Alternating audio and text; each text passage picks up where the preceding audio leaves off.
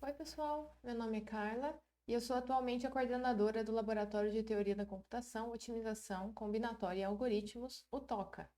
A gente fica lá no Bloco L, na sala 106, no campus de Santo André, da UFABC.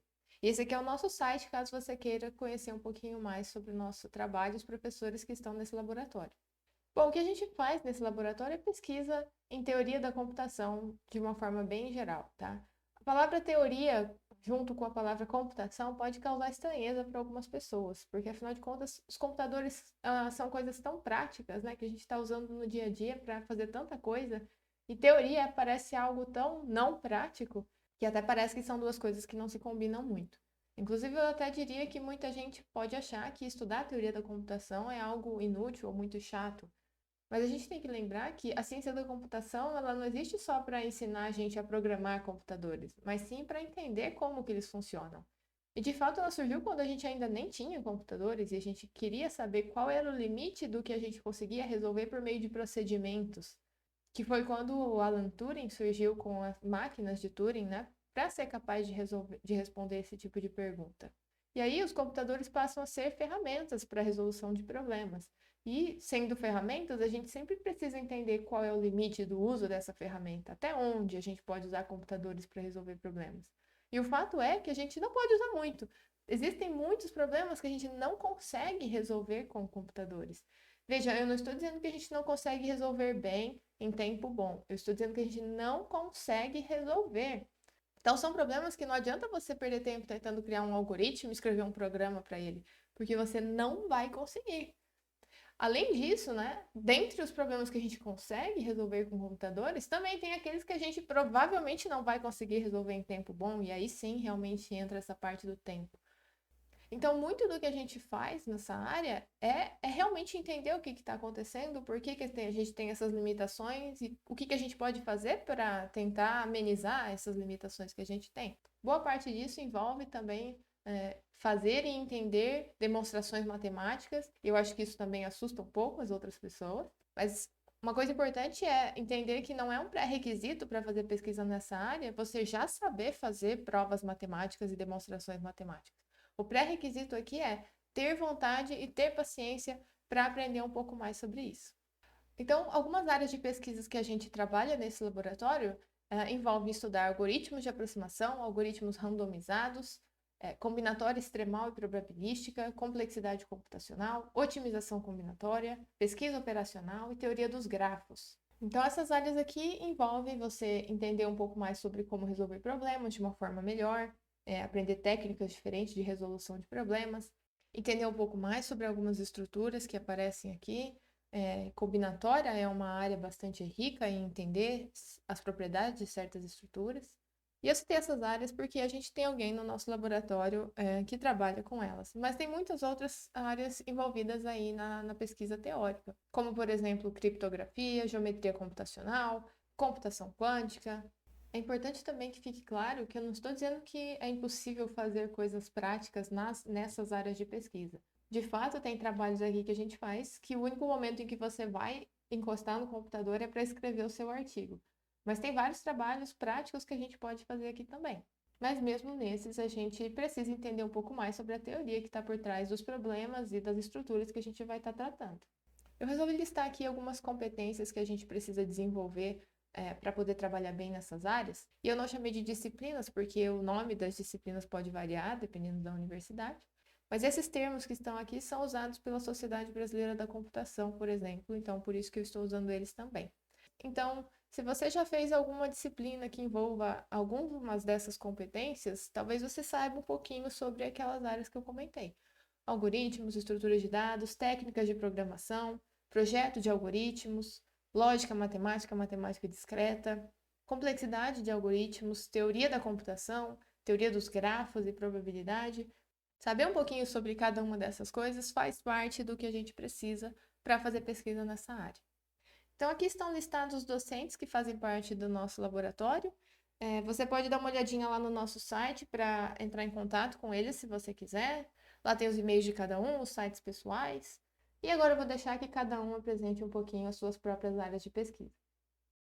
Olá, eu sou o professor Maicon e eu vou falar um pouco sobre teoria dos grafos, que é a minha área de pesquisa. Então, em teoria dos grafos, nós estamos interessados em estudar uma estrutura matemática ou de dados do ponto de vista da computação, chamada grafo. A maioria de vocês já deve ter visto na vida, né? Então, um grafo é essa estrutura bonitinha aqui, um monte de pontinho ligado por linhas, né? Os pontinhos são os vértices, as linhas são as arestas. Por que nós da computação estudamos grafos, né? Grafo é uma estrutura útil para representar relacionamento para a par entre objetos. E com eles a gente consegue modelar diversas aplicações. Por exemplo, os vértices poderiam representar cruzamentos de uma cidade e a gente poderia usar uma aresta para dizer que tem uma rua ligando dois cruzamentos, né? E com isso a gente consegue abstrair o mapa de uma cidade. Ou então os vértices poderiam representar pessoas e uma aresta entre dois vértices que essas pessoas são amigas, né? Uma rede social. E essa gama de aplicações ela aumenta ainda mais porque a gente pode associar atributos a esses vértices e a essas arestas. Como assim atributos? A gente pode colocar pesos nos vértices, a gente pode colocar pesos nas arestas, pode colocar direções nas arestas, cores nos vértices, cores nas arestas, e nada nos restringe a fazer uma salada, né? Colocar mais de um atributo, né? Para modelar o que a gente precisa. Então, essa estrutura é muito versátil e permite que a gente modele muitos problemas usando ela, né? Por isso que grafos são uma estrutura de dados tão importante para a computação. E, então, já que a gente consegue modelar diversos problemas como um problema em grafo, a gente quer resolver problema, né? Então, para a gente desenvolver bons algoritmos para problemas em grafos, nós precisamos saber como essa estrutura se comporta, né? Ela não existe causa absoluta, ela respeita algumas leis. E é por isso que eu gosto de dizer que o objetivo de teoria dos grafos é compreender as leis que governam o comportamento dessa estrutura. Mas que negócio é esse de leis? Como assim, professor? Então eu vou listar aqui alguns exemplos de leis que os grafos respeitam. A primeira, ela é conhecida como o aperto de mãos. Daí aqui tem um exemplinho para a gente ver ela.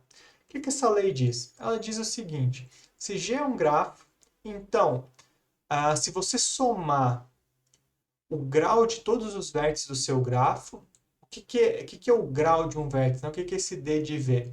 Esse é o número de arestas tocando o vértice, que eu coloquei aqui ó, ao redor. Então aqui tem 3 arestas tocando, 2 arestas tocando. Então se você somar todos esses graus, essa lei diz que isso vai ser igual a 2 vezes E de G, onde E de G é o número de arestas do seu grafo. Nesse exemplo aqui, a gente tem 10 arestas. E se você somar tudo isso aqui, você vai ver que dá 20, que é exatamente 2 vezes o número de arestas. Então, note que esse grafo respeita essa lei. E mais que isso, todos os grafos respeitam essa lei. Isso foi provado matematicamente, isso é lei, vale para todo mundo. Não, você não consegue desenhar um grafo que não respeite isso, certo? Vamos ver outra lei aqui. Um grafo G euleriano se somente se G é conexo e par. Vamos destrinchar aqui esses nomezinhos. O que é ser euleriano? O grafo euleriano é um gráfico que você pode começar a percorrer ele a partir de um vértice aqui. Você vai percorrendo as arestas sem repetir nenhuma. E você passa por todas e termina no vértice inicial. Se for possível fazer isso, é um grafo euleriano. Tá. Grafo conexo é fácil, né? Que essa malha de conexão aqui é um bloquinho só. Então, isso aqui é um grafo conexo, isso aqui não é um grafo conexo, tem duas malhas de conexão. Grafo par. O que é um grafo par? Um grafo par é um grafo onde todos os vértices têm grau par, ou seja, todos os vértices têm um número par de arestas tocando nele. Já que a gente decodificou todos os nomezinhos, o que essa lei está dizendo? Essa lei está dizendo o seguinte, olha, dizer que um grafo é euleriano, ou seja, que você pode percorrer, você tem um trajeto que passa por cada uma das arestas exatamente uma vez, é a mesma coisa que dizer que o grafo é conexo e par. né? Isso é o C somente C. Ele está dizendo que é equivalente dizer essas duas coisas. E note como isso é interessante, é importante conhecer uma lei dessa, porque isso está te dando duas formas de reconhecer o mesmo grafo. Por exemplo, se eu quisesse reconhecer, criar um algoritmo para reconhecer que se um dado grafo é euleriano, sem saber essa lei aqui, eu poderia, o que eu vou precisar fazer? Acho que eu vou precisar listar todos os possíveis trajetos, né, sem repetir aresta, ver se ele vai passar por todas as arestas e voltar no início, né? Pô, listar todo mundo, acho que vai ser bem caro, né? Agora, mas conhecendo essa lei, bom, testar separa é bem fácil, né? Basta contar o número de arestas, rapidinho de fazer. Testar ser conexo também é uma coisa bem barata de fazer. É o primeiro algoritmo que a gente vê num curso de algoritmos em grafos, né? Então, note que saber que essas duas coisas são iguais, agora, por causa disso, eu posso usar meu algoritmo barato para reconhecer grafos eulerianos de uma forma bem simples. A gente pode desenvolver algoritmos que exploram essas leis e aí a gente consegue resolver o problema de forma mais eficiente. Deixa eu falar um pouco sobre pesquisa em teoria dos grafos. Né? Então, a gente já viu que o objetivo de teoria dos grafos é compreender as leis que governam essa estrutura. Mas leis não é padrão a gente falar isso, certo? É um termo aqui que eu inventei para expor o conteúdo para vocês. Então, o que é uma lei? Uma lei, que eu estou chamando aqui de lei, quando a gente sabe matematicamente que ela é verdadeiro, a gente chama isso de teorema. Isso é um teorema.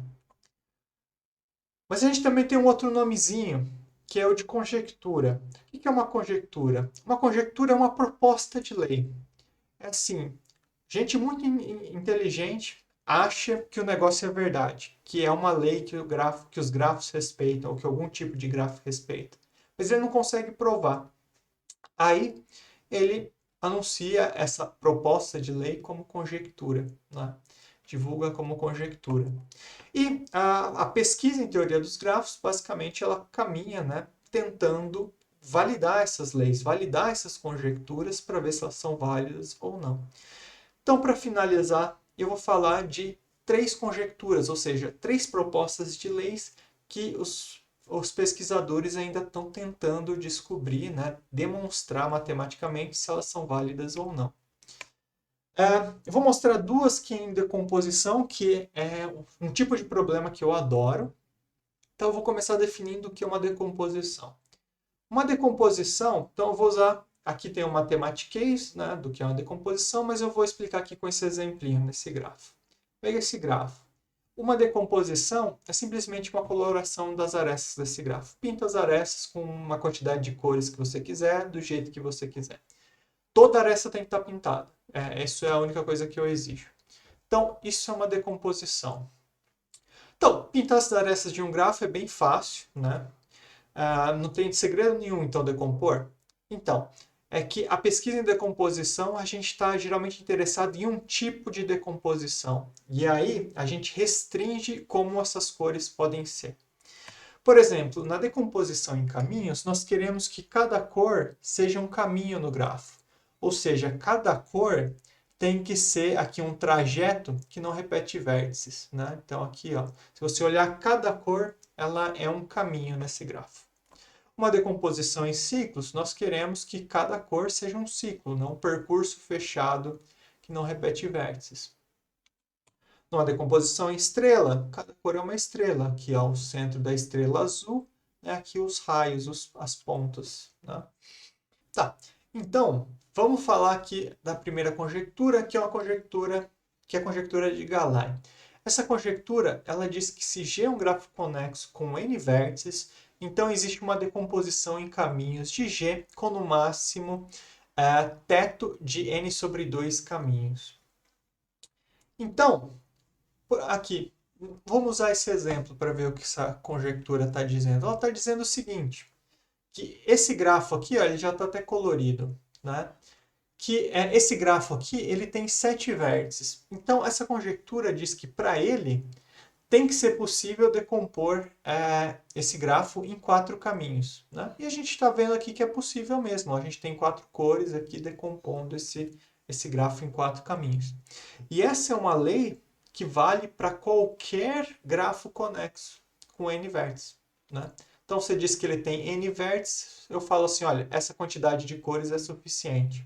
Tá, aí agora talvez você esteja se pensando, nossa, mas esse problema é de 1967 ainda ninguém resolveu, esse problema deve ser muito difícil, ninguém conseguiu resolver desde aquela época. Não vou fazer isso no meu mestrado, no meu doutorado, pós-doc, iniciação científica. Ah, então não vou pesquisar em grafos? Calma, calma. Não é assim. Sim, é um problema muito difícil, mas é, veja só, vou te explicar como é que funciona. A gente pode obter resultados parciais. Note, essa lei, ela diz que isso tem que ser válido para todos os grafos conexos. Então, pega aqui o conjunto de todos os grafos conexos. Mas, veja só, se a gente conseguisse provar essa lei, né, verificar ela, colocando uma condição a mais aqui, por exemplo, grafos conexos que são ímpares também. O que é um grafo ser ímpar? Que todos os vértices têm grau ímpar, né? Se a gente conseguir colocar essa condição a mais e verificar, né, a lei, que é válida, a gente ganha terreno aqui, certo? Agora só falta verificar a lei para essa parte aqui que sobrou, né? E é isso que acontece. Por exemplo, a conjectura de Galai ainda está aberta até os dias de hoje, mas a gente sabe que ela vale para grafos conexos ímpares, né? O Lovász provou isso. Então, a gente vai ganhando terreno aos poucos. Outro problema, olha, esse aqui é de 2015, ele não é tão velho assim, né? Teoria dos grafos, apesar de ser uma área bem antiga, assim, mais de 100 anos, novas propostas de leis, né, novas conjecturas estão surgindo a todo ano. Essa aqui, ela diz o seguinte, que se G é um grafo decomponível, então G pode ser decomposto em até 3 grafos localmente irregulares. Vamos decodificar isso. O que é um grafo localmente irregular? É um grafo que pega uma aresta, os extremos dela têm que ter graus distintos, né? Se isso valer para todas as arestas do seu grafo, então ele é localmente irregular. Não decomponível.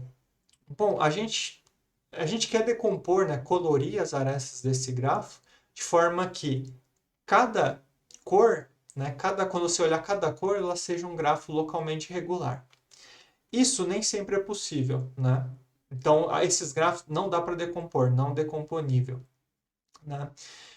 Então, por isso que a gente está excluindo eles aqui. O ciclo é um exemplo de um grafo que não dá para decompor, né?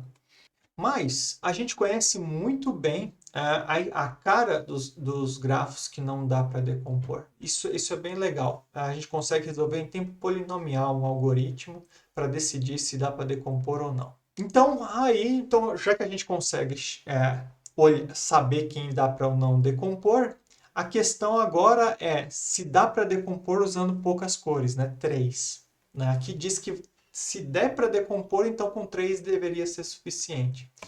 E essa é a conjectura, né? Esse aqui é um exemplo de um grafo decomponível e a gente consegue ver que a conjectura vale para ele, né? Dá para fazer com 3 cores. E para encerrar, para fazer um problema que não é de decomposição, né? Para mudar um pouco, a conjectura de Adams, que é para digrafos, né? Essa conjectura ela diz o seguinte, que para qualquer digrafo que tenha ao menos um ciclo orientado, existe um arco que quando você mudar a direção dele, o número de ciclos orientados ele vai diminuir. Então, vou pegar exemplo desse grafo aqui. Esse digrafo ele tem 2 ciclos orientados, né? Esse e esse. E aí, se você mudar a direção desse arco aqui, se mudar a direção, ó, troquei a direção, esse grafo aqui ele não tem nenhum ciclo orientado. Note que ao trocar a direção, eu poderia ou manter o mesmo número de ciclos orientados ou talvez crescer, né? Mas essa conjectura ela me diz que sempre existe um arco que quando eu trocar a orientação diminui. Bom, e era isso. Espero que vocês tenham gostado. Aqui tem o meu site e o meu e-mail. Caso vocês tenham interesse, é só entrar em contato comigo. Olá, pessoal. Meu nome é Guilherme e eu vou falar um pouco para vocês sobre combinatória, que é a área em que se insere a pesquisa que eu realizo. Então, combinatória, de uma forma bem simplista, a gente pode dizer que é a área que trata de contar, enumerar, ordenar, construir ou analisar objetos discretos.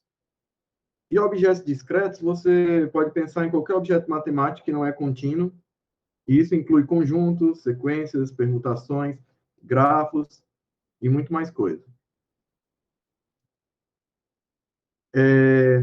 Mas eu gosto de definir a combinatória como algo muito mais robusto.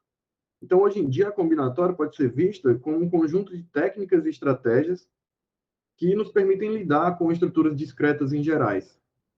Então, a combinatória é uma área que vem crescendo muito nas últimas décadas, e hoje em dia ela é parte essencial da matemática e da teoria da computação.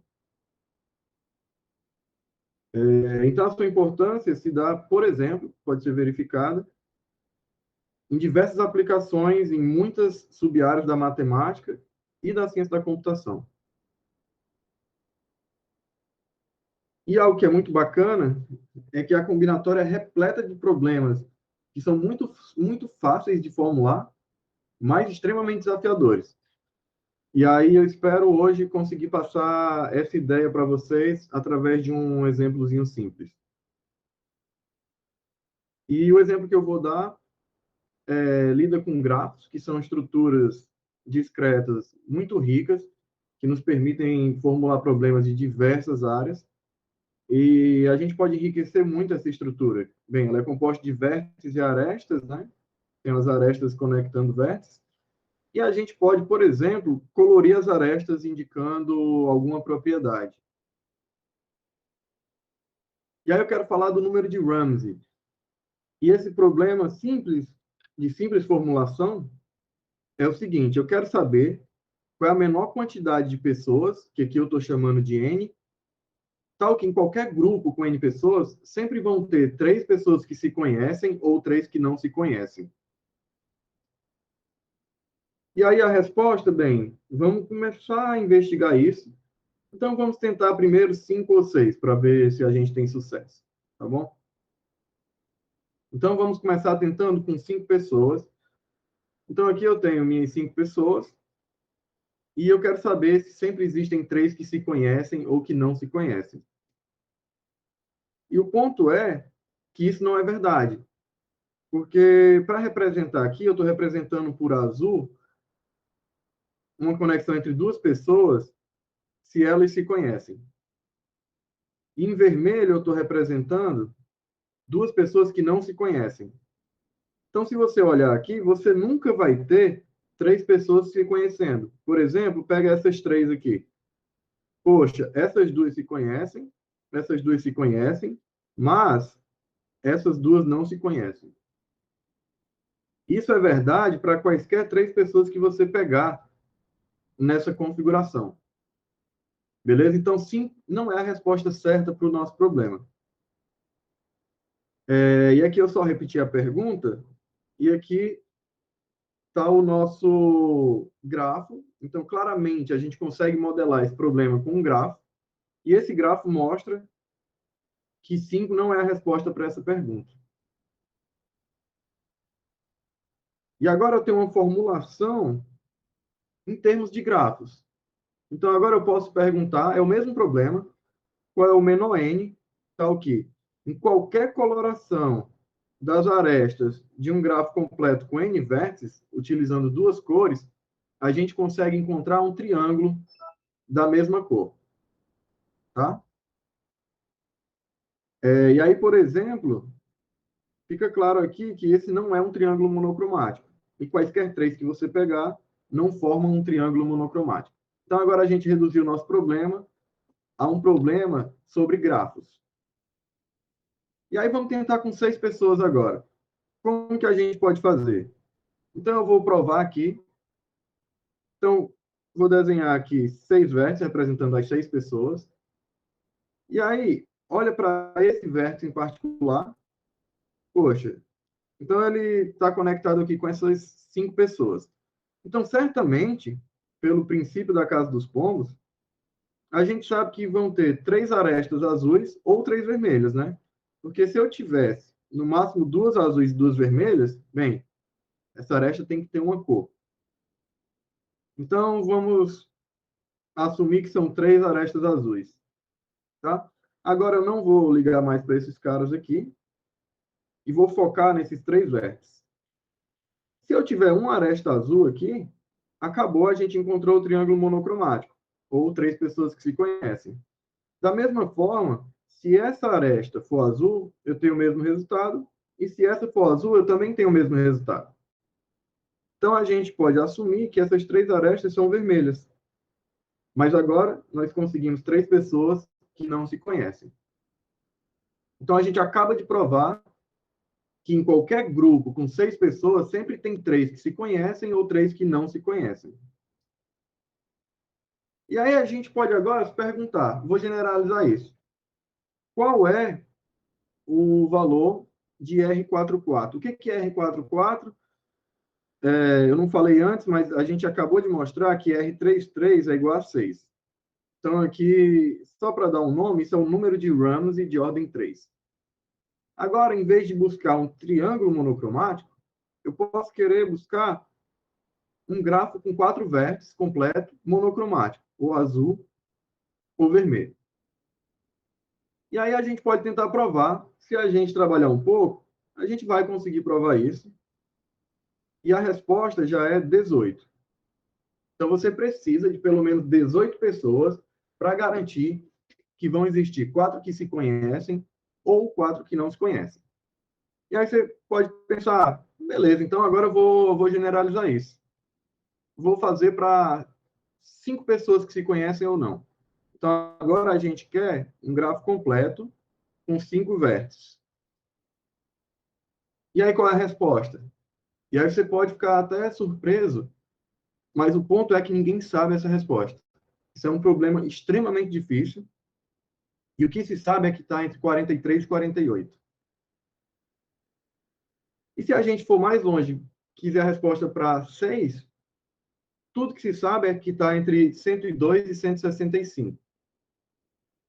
Então, definir isso é muito complicado e é um problema muito difícil. E aí eu menciono o Paul Erdős, que ele sempre contava uma história. Paul Erdős foi um matemático brilhante, e ele dizia o seguinte, para ilustrar o quão difícil é esse problema. Ele dizia que se uma raça alienígena muito poderosa quisesse invadir a Terra, e eles só não iriam invadir se a gente desse a resposta do número de Ramsey de ordem 5. Então, a gente tinha que pegar todos os matemáticos, os cientistas da computação, pegar os melhores computadores e tentar resolver. Agora, se ele pedisse o 6,6, aí a gente tinha que lutar, porque aí ia ser muito difícil conseguir. Então, esse é um exemplo de um problema de fácil formulação e de resolução muito difícil. E aí eu posso pensar para um número K geral. A gente pensou aqui um pouco, a gente resolveu para K igual a 3, a gente viu que tem a resposta para K igual a 4, para K igual a 5 ou 6 está em aberto. E aí o que a gente faz? Na combinatória a gente faz muito isso. Eu não sei resolver para 5, para 6, vamos pensar para K geral. E aí o que dá para fazer é conseguir alguns limitantes. E aí aqui eu só listei 2 limitantes. Esse limitante superior foi obtido por Erdős e Szekeres em 1935 e não foi muito melhorado até os dias de hoje. E o limitante inferior foi obtido por Erdős em 1947. E aí eu gosto de mencionar isso porque essa foi uma das primeiras aplicações do método probabilístico. Foi uma técnica que foi desenvolvida nessa época e que assim é muito importante para você mostrar a existência de objetos combinatórios. E aí nós podemos estender esse problema, pensar, tudo que eu falei aqui foi para 2 cores, mas eu posso pensar para 3 cores, para 4 cores, posso pensar para generalizações de grafos, que são hipergrafos, para outras estruturas, como progressões aritméticas, e por aí vai. Nosso tempo é curto, mas tem muita coisa para explorar nessa área. Então, tem toda uma área chamada teoria de Ramsey, que lida com esse tipo de problema, de você encontrar uma certa ordem no caos. E aí, para finalizar, eu queria só mencionar que a matemática e a ciência da computação estão cada vez mais indissociáveis, que elas são cheias de características comuns. Os problemas têm natureza abstrata, tem que ser tudo muito preciso, com rigor bem alto, lidam com relações quantitativas e existem muitas aplicações. Então, só para mencionar que cada vez fica mais difícil você desassociar essas duas coisas, você ter sucesso em uma dessas áreas sem conhecer um pouco da outra. E aí, para quem ficou interessado e quer saber mais sobre o assunto, fique à vontade para entrar em contato. Então, meu nome é Guilherme, está aqui o meu e-mail e o meu site para quem quiser dar uma olhada. Então, foi isso. Muito obrigado pela atenção de todos. Até a próxima. Bom, meu nome é Carla e eu vou falar de uma das duas áreas de pesquisa que eu mais gosto, que é a otimização combinatória. A outra área é teoria estrutural de grafos, mas bastante coisa que tem lá eu preciso aqui. Então, o problema de otimização basicamente é aquele onde você quer otimizar alguma coisa. Então, a gente tem uma entrada com alguns dados, a gente tem que saber o que são soluções viáveis, que são aquelas que satisfazem algumas condições. A gente tem que saber qual é o custo de uma certa solução, porque aí a gente quer procurar, dentre todas as soluções viáveis, aquela de custo máximo ou mínimo. No caso de otimização combinatória, o conjunto das soluções viáveis é finito e, portanto, é numerável. Então, um algoritmo possível para resolver esses problemas que lista todas essas soluções, calculando os seus custos, e devolve o melhor desses custos, né? Só que, como esse conjunto de soluções costuma ser muito grande, esse algoritmo acaba ficando totalmente impraticável. Então, a gente precisa usar outras técnicas aqui para resolver esses problemas. Duas áreas que têm bastante intersecção aqui são grafos e análise de algoritmos. Tem bastante coisa em grafos que a gente precisa, porque os problemas em geral envolvem grafos, e a gente precisa saber as ferramentas que a gente tem da teoria dos grafos. E análise de algoritmos, porque a gente vai estar criando algoritmos e a gente quer saber se eles vão ser bons, se eles vão estar corretos, quais técnicas a gente pode usar ou não usar, por isso que a gente tem que saber um pouquinho de teoria de complexidade também. Eu vou dar alguns exemplos de problemas clássicos aqui. Então, o primeiro deles, suponha que você está planejando uma viagem, você tem algumas cidades que quer visitar, você tem que sair de uma cidade e voltar para ela mesma, e você não quer visitar a mesma cidade duas vezes. Então, você vai estar querendo, por exemplo, minimizar a distância que você vai percorrer, minimizar custos, gastos de gasolina, de pedágio, né? Problema da diagramação de propagandas, suponha que você está projetando um site, tem um espaço aqui para colocar suas propagandas, cada uma tem um certo tamanho e um certo lucro que você vai obter quando você mostrar essas propagandas. Então, você precisa escolher um subconjunto delas, né, para colocar aqui no seu site. Então, você quer maximizar o seu lucro usando o espaço aqui que você tem. Em geral, esses problemas de otimização combinatória têm, de fato, uma motivação bem prática, só que a gente tem que abstrair algumas coisas para poder tratar deles na parte teórica. Então, por exemplo, o primeiro problema do percurso que eu mostrei é o problema clássico do caixeiro viajante. Você tem um grafo e uma função de pesos nas arestas que te dão os custos aí de viajar de uma cidade para outra. Você quer encontrar um ciclo newtoniano nesse grafo, que é um ciclo então que passa por todos os vértices uma única vez. O seu custo seria somar os pesos das arestas desse ciclo. Portanto, você quer minimizar, né? Você quer encontrar um ciclo newtoniano de peso mínimo aqui. O problema das propagandas é o clássico problema da mochila também. Você tem um conjunto de itens, que são as propagandas, cada item tem um peso, que seria o tamanho da propaganda, e um valor, que é o lucro que ela te dá. Você tem ainda também um inteiro, que é o tamanho da sua mochila, que no caso aqui é o tamanho do espaço que você tem para colocar as propagandas. Você quer então encontrar um subconjunto de propagandas que caibam naquele espaço, então caibam dentro da sua mochila. E a sua função objetivo seria, então, o lucro que essas propagandas escolhidas vão te dar. Você quer, portanto, maximizar, né, a quantidade de lucro dos itens que você escolheu. Dentre as dificuldades que a gente tem nessa área está o fato de que, para a maioria desses problemas, a gente não vai conseguir, provavelmente, encontrar algoritmos que encontrem soluções ótimas em tempo polinomial para qualquer entrada. Então, essas três coisas ao mesmo tempo para o seu problema. Isso porque esses problemas, na maioria das vezes, são NP difíceis ou NP completos. Então, aqui entra também aquilo que eu falei de entender um pouquinho mais sobre teoria da complexidade.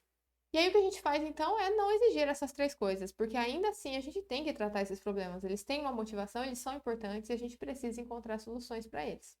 Então, de forma geral, a gente tem 4 abordagens e eu vou falar de cada uma delas aqui rapidamente e vou me demorar um pouquinho mais aqui em algoritmos de aproximação, que é a minha favorita. No caso da abordagem por algoritmos exatos, de fato a gente quer uma solução exata. Só que aí a gente vai ter que abrir mão de fazer isso num tempo bom e para todas as instâncias. Então, aqui a gente pode usar técnicas de algoritmos gulosos, programação dinâmica, branch bound, programação linear, bastante, isso aqui também é bastante utilizado, tá? Eu vou dar um exemplo básico aqui da mochila fracionária, que vai ser útil mais para frente. Então, a gente tem um algoritmo guloso para esse problema, onde a gente pode dividir os itens para colocar na nossa mochila, tá? A ideia desse algoritmo é a seguinte: suponha que você tem uma mochila com capacidade 50, tem esses 3 itens, e a gente vai fazer a divisão para cada item do valor do item dividido pelo peso dele. E a gente vai ordenar essas frações da maior para menor. Eu vou escolher, então, os itens por essas ordens. O item 1 cabe por inteiro e sobra 40 de espaço na mochila, porque ele tem peso 10. O item 2 cabe também por inteiro, porque ele tem peso 20, sobra então peso 20 na minha mochila. O item 3 já não cabe por inteiro, porque ele tem peso 30, mas cabe 2/3 dele. E agora a minha mochila está cheia e essa é a minha solução. Então, formalmente, o algoritmo, a gente ordena os itens, né, de acordo com a fração valor sobre peso. Vou encontrar aqui um item Q, tal que do item 1 até o Q cabe por inteiro, e aí se eu colocasse o item Q mais 1 inteiro, não iria caber. Então, só vai caber uma fração dele. Pega essa fração desse item e devolve, então, os Q primeiros itens por inteiro e o preço, o valor, né, daquele pedacinho do item Q mais 1. Esse é um algoritmo bastante clássico, ótimo para esse problema. Então, esse problema não é muito difícil, tá? Eu só estou realmente mostrando para a gente usar depois. Outra abordagem importante aqui é a abordagem por heurísticas. Então, heurísticas são algoritmos que vão gerar uma solução viável em tempo polinomial, só que elas não vão dar garantia da qualidade do custo da solução gerada. Elas, em geral, são classificadas como construtivas, onde a gente vai construir uma solução, ou de busca local, onde a gente vai ficar melhorando alguma solução que a gente já tenha. Entram aqui também as meta-heurísticas, né, que são aqueles procedimentos um pouco mais elaborados, que em geral funcionam para qualquer problema de otimização. Se eu adaptar um pouquinho aquele algoritmo da mochila para vocês, ele funcionaria como uma heurística para a mochila inteira, então agora eu não poderia mais quebrar nenhum item, tá? Então ordene os itens, né, pela ordem das frações, encontre lá aquele item Q que cabe todos os itens por inteiro até o item Q, se colocar mais um item já não cabe mais, e devolve esses Q primeiros itens, tá? Isso é uma heurística construtiva, então, mas eu vou deixar como tarefa para vocês descobrir o que acontece quando eu tenho 2 itens, um com valor 2 e peso 1, e o outro com valor B e peso B, para um B qualquer que você quiser imaginar, sendo que a capacidade da mochila também é B. A terceira abordagem que eu comentei é por parametrização. Então, a ideia aqui é que se a gente faz um algoritmo hoje ótimo, né, para um problema NP difícil, ele vai ter tempo exponencial. Parametrização, a gente está querendo deixar exponencial só no parâmetro. Então, a ideia, suponha que você tem um grafo, o tamanho da entrada seria todos os vértices do grafo.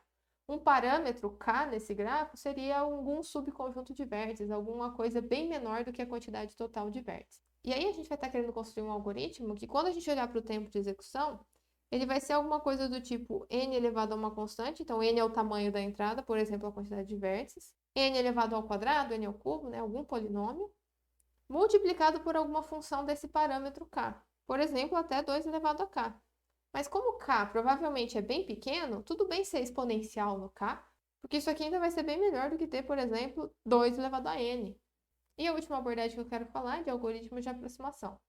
Então, são algoritmos que devolvem soluções viáveis em tempo polinomial, então até aqui é a mesma definição de heurística, só que agora a gente tem alguma garantia no custo da solução gerada com relação ao custo da solução ótima. Então, por exemplo, a gente vai dizer que um algoritmo A é uma alfa aproximação, se o custo da solução que o algoritmo A gera sobre a instância I é no máximo alfa vezes o custo da solução ótima daquela instância, tá? Para qualquer instância do meu problema. Então, a gente está dizendo que o custo da solução que o algoritmo gera está garantidamente a um certo fator de distância da solução ótima. Aqui tem 2 definições, né? Porque a gente tem que diferenciar um pouquinho ser de minimização ou maximização, mas a ideia é a mesma. Então, agora eu vou adaptar aquela heurística que eu mostrei para a mochila inteira, então não posso quebrar os itens, e vou mostrar uma aproximação para essa adaptação. Então, ordene os itens ainda, né, pela fração, encontre aquele item que tal que até ele cabe tudo, né, e um a mais já não caberia, e devolva a melhor resposta dentre escolher os Q primeiros itens e escolher só o item que é mais um. O custo, então, da solução desse meu algoritmo vai ser o máximo dentre a soma dos Q primeiros itens e o item Q mais 1, né? O máximo dentre dois valores certamente é maior do que a média desses dois valores. Então o custo do meu algoritmo vai ser maior ou igual a meio desse somatório total. Esse somatório aqui, por sua vez, ele certamente é maior do que o custo da solução fracionária, porque a gente estaria pegando só um pedacinho do item Q mais 1 e aqui a gente está pegando ele por inteiro. E aí a próxima observação é que qualquer solução para a mochila inteira é uma solução viável para a mochila fracionária. Eu só não me aproveitei do fato que eu posso quebrar os itens, né? Mas então eu tenho uma solução viável da mochila fracionária, certamente ela tem custo menor do que a solução ótima. Bom, mas a solução ótima da inteira também é uma solução viável da mochila inteira. Portanto, também menor do que o custo da solução ótima fracionária. Então a gente consegue mostrar aqui que o custo do algoritmo, né, é pelo menos metade do custo da solução ótima. Então ele é uma 2 aproximação. E o último algoritmo que eu vou mostrar é para o caixeiro viajante. Então, o problema do caixeiro viajante, na verdade, a gente consegue provar que não vai existir nenhum algoritmo de aproximação para ele, a menos que a gente consiga resolver tudo em tempo polinomial. Então, eu vou tratar de um problema um pouquinho mais restrito, que é o caixeiro viajante métrico. Num grafo métrico, para qualquer aresta que você olhar, o V, ela vai ter um custo menor do que o custo de passar por um vértice intermediário antes de chegar na aresta V. Então, o algoritmo que eu vou apresentar para essa versão, onde eu só aceito grafos métricos, vai começar primeiro encontrando uma árvore geradora mínima em cima do grafo. O problema da árvore geradora mínima também é um outro problema muito clássico que a gente consegue resolver em tempo polinomial. Então, eu estou encontrando uma árvore que é um grafo que não tem ciclos, e se eu somar os pesos aqui, vai ser o menor dentre todas as árvores que eu poderia ter encontrado no meu grafo. Em cima dessa árvore, o que eu vou fazer é duplicar as arestas dela. E ao fazer isso, a gente vai ficar com os vértices tendo grau par. Um grafo onde todos os vértices têm grau par é chamado de euleriano. E em cima de grafos eulerianos, a gente pode encontrar uma trilha euleriana, que é uma trilha que passa por todas as arestas. Então, eu posso sair do vértice A, B, E, D, volta para o E, B, C, volta para o B e para o A. Passei por todas as arestas. Em cima dessa trilha euleriana, eu vou construir agora o nosso ciclo hamiltoniano. Então, eu vou de A para B, para E, para D. Ao invés de voltar para o E para ir para o B, o que eu não posso fazer, porque eu iria repetir vértices, né, no caso do problema do ciclo hamiltoniano, eu vou do D direto para o B. Então, eu fiz um shortcut na nossa trilha euleriana. E aí, essa aresta BD aqui, certamente tem custo menor do que as arestas DE e B, porque a gente está falando de um grafo que é métrico. Então, ao fazer esses shortcuts, a gente consegue criar um ciclo hamiltoniano que vai ter custo menor do que o custo dessa trilha, porque a gente vai fazendo cortes nela. Então, tá aqui a formalização do algoritmo, mas eu quero falar um pouquinho mais da análise, né? Então, o custo do nosso algoritmo é o custo daquele ciclo que ele devolve. Este ciclo, por sua vez, tem custo menor do que a trilha euleriana, porque a gente foi fazendo shortcuts. O custo da trilha euleriana, por sua vez, é 2 vezes o custo da árvore, porque a gente duplicou as arestas da árvore. E a próxima observação é que uma árvore geradora mínima passa por todos os vértices. Um ciclo hamiltoniano também passa por todos os vértices. Então, em particular, um ciclo hamiltoniano sem uma aresta também é uma árvore geradora. A mínima certamente vai ter custo menor do que ele. Então, o custo da árvore geradora mínima aqui é menor do que o custo da solução ótima do caixeiro viajante. Portanto, o algoritmo que a gente fez é uma 2 aproximação para esse problema. Bom, em particular eu tenho interesse então por todas essas abordagens, porque no fim das contas o que a gente quer é resolver problemas difíceis. E a gente tem que usar alguma delas porque a gente não tem outra opção. Eu vou deixar aqui algumas referências, caso vocês queiram ler um pouquinho mais sobre esses assuntos. E tem aqui meu site, meu e-mail, caso vocês queiram entrar em contato ou ver mais informações também sobre o que eu faço. Olá, pessoal. Eu sou a Cristiane Sato, é um prazer poder falar aqui com vocês.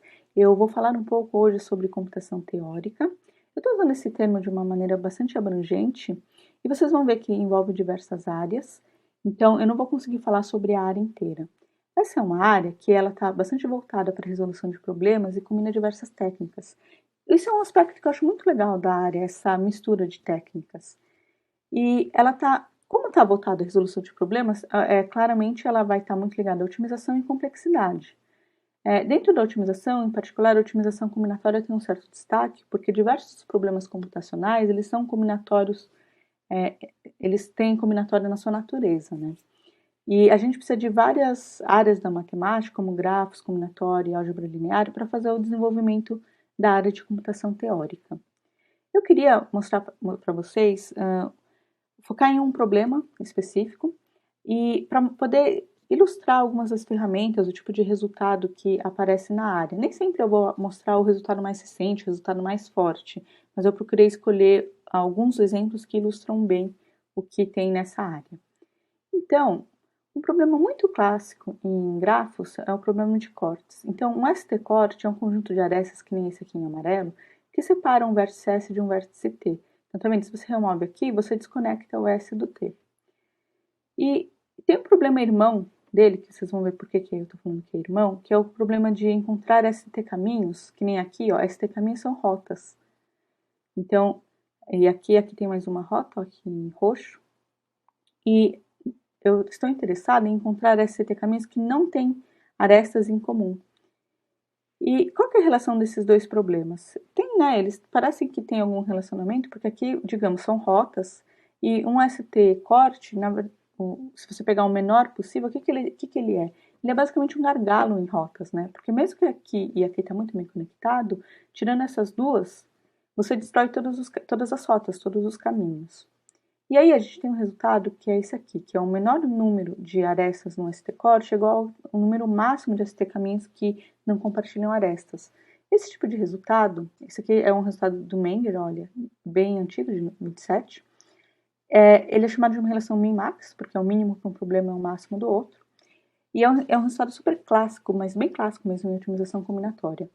Olha, não é só interessante para dar um min e um max, sabe, dar um match, que bonitinho. Não, o interessante deles é o seguinte, você consegue resolver esse problema em tempo polinomial, você tem um algoritmo eficiente, ele é baseado em fluxos.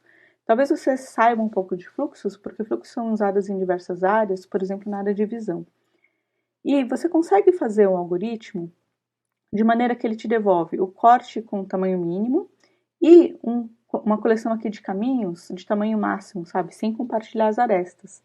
Então, mesmo que você, digamos, você pega esse algoritmo pronto, e aí ele te devolve um corte, ele te devolvendo a coleção de caminhos, o que você ganhou? Você ganha um certificado que a sua solução é a melhor possível.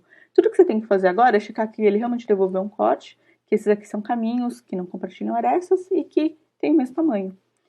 Então, você tem esses problemas que eles são...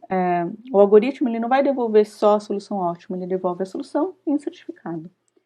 Agora, mudando um pouquinho o problema, e se eu não especificar o S e o T, sabe, não fixar? Eu quero o menor número de arestas que saem de um conjunto S para o resto do grafo, aqui para o S barra. Então, aqui em amarelo seria esse corte. Olha, você tem usando o algoritmo do problema anterior, você poderia pegar, fixar um S, um pequeno S, e ir verificando todas as possibilidades para o T, e isso iria funcionar. Mas eu queria mostrar para vocês uma versão que é uma abordagem probabilística que foi proposta por Karger em 93.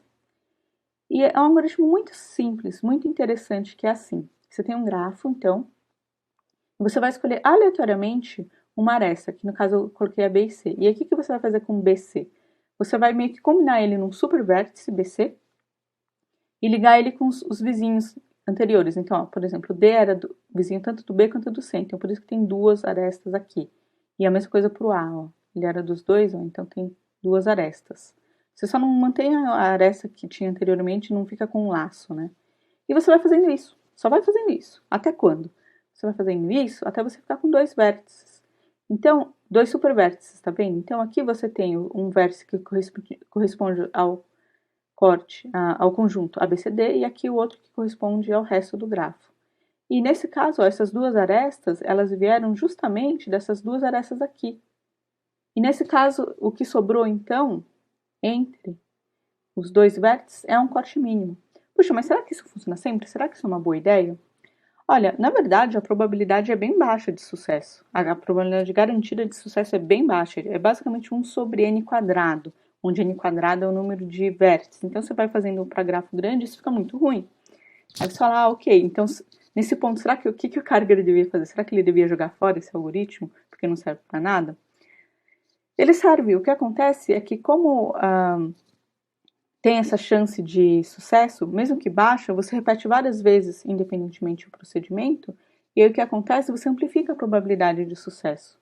Tudo bem que você vai ter que rodar várias vezes, mas você consegue fazer essa amplificação da probabilidade de sucesso.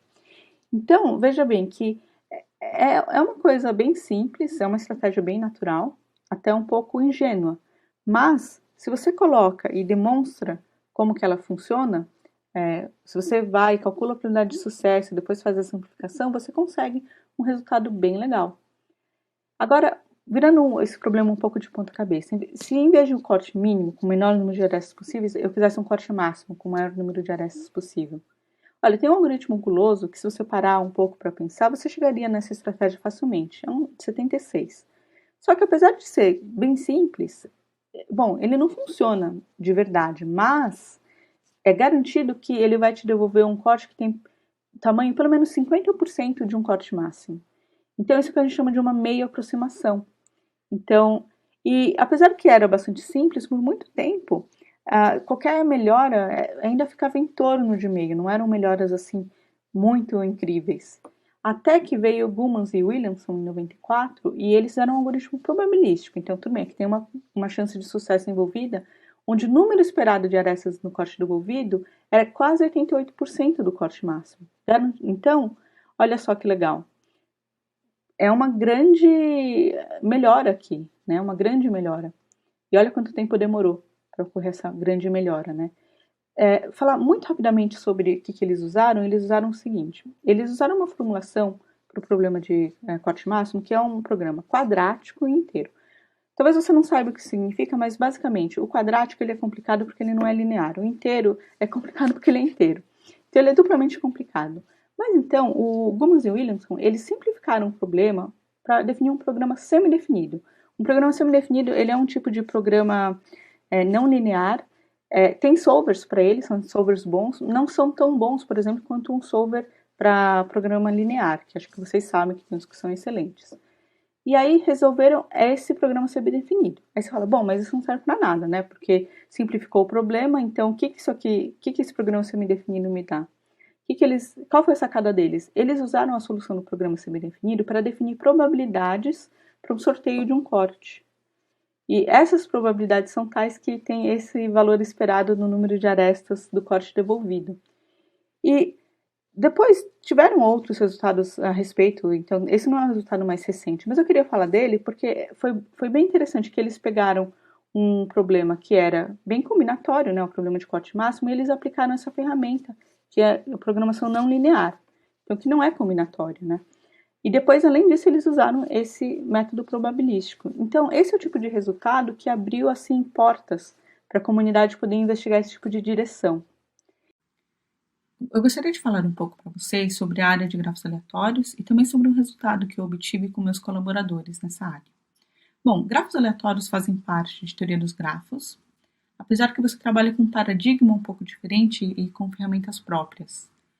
Uma possível direção em teoria dos grafos é procurar caracterizações para propriedades de grafos. O que isso quer dizer? Bom, deixa eu dar um exemplo. Tem um problema clássico que é o problema de empacotamento de árvores geradoras. Provavelmente você já sabe o que é uma árvore geradora.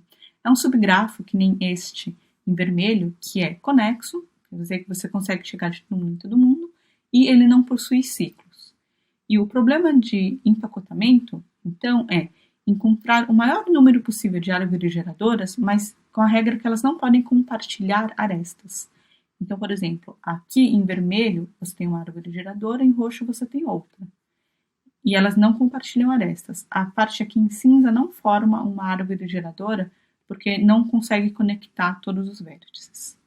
E aí um resultado muito clássico de Nash-Williams, que é um resultado de 64, é uma caracterização que vai nos dar, então, uma condição que a gente fala que é necessária, ela tem que valer e é suficiente. Então, para que um grafo tenha T árvores geradoras disjuntas, ele tem que satisfazer a seguinte condição. Para todas possíveis maneiras de você separar, particionar os seus vértices em classes, aqui eu botei K classes, mas você também pode variar o número de classes. Quando você olha as arestas que estão cruzando de uma classe para outra, você tem que ter pelo menos T vezes K menos 1. E o fato que essa é uma condição necessária é meio que fácil de ver. Por quê? Porque cada árvore geradora precisa ter pelo menos K menos uma dessas arestas amarelas que cruzam, porque senão ela não consegue conectar todas as classes. E como você quer ter árvores, então você tem esse T vezes K menos 1. O mais interessante é que essa é uma condição suficiente. Então, isso aqui é o tipo de caracterização que eu falei para vocês. Essa caracterização parece ter um defeito, que é o seguinte: ela é sobre partições, e você tem um número exponencial de partições. Então, se você fosse checar todas as partições, você obteria um algoritmo que não é eficiente. No entanto, existem algoritmos eficientes que são baseados na teoria de matroides. E agora, em grafos aleatórios, como que esse problema vai ser abordado? Bom, em grafos aleatórios, primeiro você tem que saber que a gente trabalha com vários modelos diferentes de gerar os grafos. Um modelo que é um dos mais clássicos é o GNP, então é um grafo aleatório de Arrow-Cheyne, e você tem vértices de 1 até n, e cada possível aresta é incluído com probabilidade p. Então, aqui o p basicamente vai te ditar o quão denso vai ser o seu grafo, porque pensa que se com p igual a 0 você não inclui nenhuma aresta. Com p igual a 1, você está incluindo todas as possíveis arestas. E no meio do caminho você vai ter grafos, então, que vão crescendo mais ou menos em densidade. E o p, inclusive, é importante saber, ele pode ser uma função de n, não precisa ser um número fixo. E isso dá bastante flexibilidade para a gente. E em grafos aleatórios, então, você vai obter resultados que basicamente vão te falar algo sobre um caso médio. E em teoria dos grafos, você já está lidando com todos os possíveis casos, com os casos extremos, inclusive. E em grafos aleatórios, você não lida só com caso médio. Tá? Na verdade, às vezes você descobre coisas sobre a maioria dos grafos. O que isso quer dizer? Bom, para ficar um pouco mais claro, lembre, então, que uma das direções em teoria dos grafos é procurar caracterizações, ou seja, condições necessárias suficientes para algumas propriedades de grafos. E agora, em grafos aleatórios, o que vai acontecer é que você vai procurar caracterizações, só que elas não precisam ser perfeitas. Elas não precisam valer para absolutamente todos os grafos. O que eu quero é que elas valham com probabilidade indo para 1, com n crescendo. Então, isso te diz duas coisas, que você pode ter uma imprecisão que vem daqui, da probabilidade, e além disso, você está interessado em grafos grandes. E aí o que acontece é que quando você obtém essa caracterização, significa que a caracterização funciona para a grande maioria dos grafos e talvez falhe para alguns casos extremos. Então, a Jane Gao, Xavier Pérez Jimenez e a gente trabalhou com o problema de empacotamento de árvores geradoras em grafos aleatórios. E o que a gente descobriu? A gente descobriu que a condição fica muito mais simples. Então, aqui, dado P, pode ser qualquer P de 0 a 1, inclusive uma função, o grafo vai ter T árvores geradoras disjuntas com probabilidade indo para 1, desde que T seja menor ou igual que o grau mínimo, esse aqui então é o menor número de arestas que entram em algum vértice, e o número de arestas dividido por n menos 1, e isso arredondado para baixo. Esses dois números, eles vêm do seguinte fato: se você olhar para a partição em que você põe só um vértice com o menor grau possível, e todos os outros do outro lado, em uma classe, então só duas classes, se você testa o que o Nash Williams te falaria, ele falaria basicamente que o T tem que ser menor ou igual que delta, que o grau mínimo. E, por outro lado, isso aqui também veio do resultado do Nash Williams. E nesse caso é o caso em que você põe um vértice em cada classe, então você obtém n classes. Aí você faz uma continha e você vê que isso mostra que T tem que ser menor que m dividido por n menos 1. Mas como a gente está lidando com números inteiros, você arredonda para baixo. Então, o que acontece? Então, esse resultado, basicamente, o que está te falando? Está te falando que para grafos aleatórios, você só tem que olhar para duas partições, basicamente. E elas são muito simples. São as partições de grau mínimo desse tipo, em que você põe um vértice para um lado e todos para o outro, e a partição em que você põe cada vértice separadamente. E essas são, de certa forma, as partições extremas, que vão indicar, que vão ser mais rigorosas em termos do que o T pode ser. Então, foi isso que a gente obteve. Então, era isso que eu queria falar para vocês. Espero que assim vocês tenham tido uma ideia um pouco do que tem na computação teórica.